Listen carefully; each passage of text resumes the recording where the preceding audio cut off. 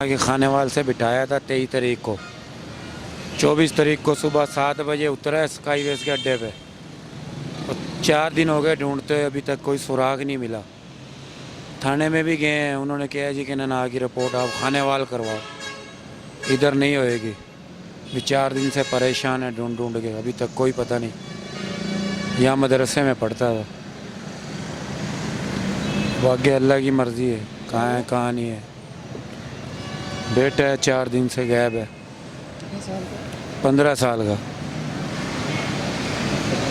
अभी 15 साल का है। आप कहाँ के रहने वाले? खानेवाल। यहाँ शहर के लिए? नहीं, इधर पढ़ता था वो। था यहाँ पे? हाँ 4 दिन हो गए। अपने स्टोर में भी नहीं है, यहीं रेस्टोरेंट पर? कहीं भी नहीं है, इधर से आगे गया ही नहीं है। अभी इधर से आगे गया ही नहीं है, गाड़ी में से उतरा है बस।